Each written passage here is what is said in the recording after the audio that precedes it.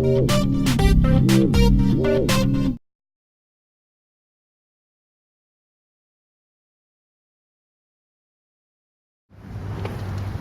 Randy Opheim. I'm the manager of the cemetery here, and as we dedicate this, I want to tell a little bit about the story of the plaque. And it begins in 1922 when the Mason City Veterans Memorial Association installed a flag staff near the original entrance on 10th Street. They had an iron plaque cast and mounted on the flagstaff's concrete base, which is still there now, and there's a picture on the bulletin board. Terry Harrison, the Mason City's historian, found a newspaper article about that first dedication, and you know, there was all sorts of parades from the armory to the cemetery. And there was about 800 attendees to that first event. Terry also found a couple of pictures of that flagstaff flying high above the cemetery entrance, and those pictures are on the bulletin board as well.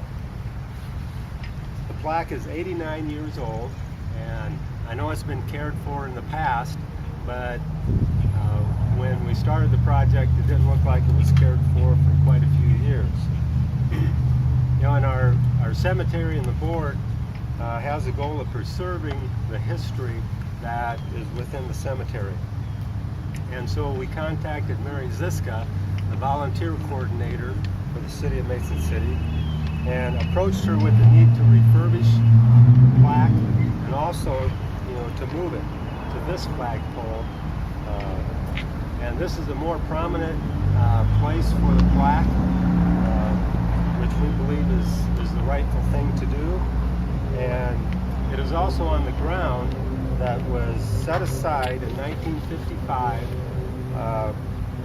for the use by the Veterans Memorial Association in commemoration of the war dead. So Mary thought it would be a good project for a scout trying to earn their Eagle rank, and she solicited the assistance of John Enright. And last fall we met with the late Jim Quinteras, who offered the support of the Veterans Memorial Association, and also Jack Lehman, who assisted with the stone design and also maybe the future development of this area, so we could place the stone in the right place. And from there, John took it and has done all the work since. So I'd like to introduce John Enright now. Come on up, John. And you know, on behalf of the cemetery's board of trustees, you know, we want to thank you for all the good work that you did, that you put into this, and we believe the outcome has been excellent. You did wonderful work, and we're very happy. And I want to say, you need to be proud of what you did, and the effort you made, and also the part of history that you just basically saved, and it's the history of Mason City. That's a wonderful thing to do. Thank you.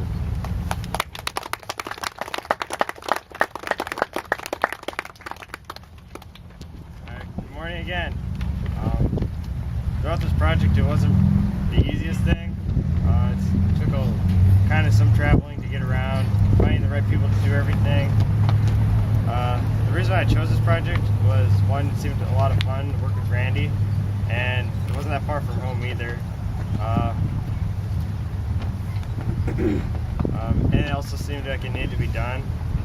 The conditions of the plaque before we finished it, let's say it had more than 100 paint jobs, and half of it was underground, half of it we didn't even know there was part of it. It was completely rusted on top of that.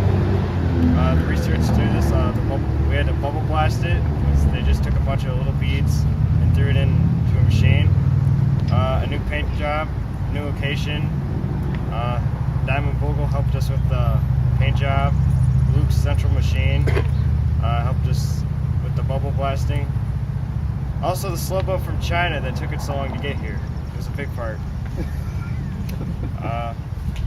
Some of our donations, American Legion, Caroline Davis, Diamond Vogel Paint, Disabled American Veterans, Elmwood Joseph, Elmwood St. Joseph, H&S Powder Coating, Scott and Emily Oral, Kevin Jacobson, in memory of Jim Contreras, Luke Central Machine, Midis Auto Service, Pat Mords, Overhead Door of Mason City, Star Auto Body Corp, Star Granite Works, Dina Merle Statue, Veterans Memorial Associations, VFW Post 733, and a special thank you to our volunteer program coordinator Mary Zitska, cemetery manager Randy Opine, and his staff John and Todd, Jim Contreras, and Chuck Harris from the VFW, and Jack Lehman. And also I would like to give a really big thanks to my parents to help me through this, because without them I probably couldn't have even done this, because all the encouragement they gave me throughout the project.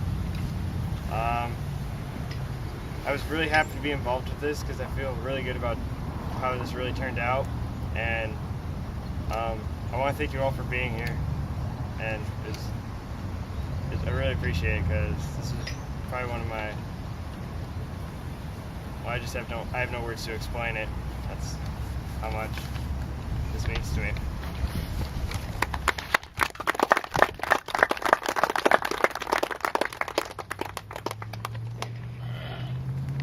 Who have served the country.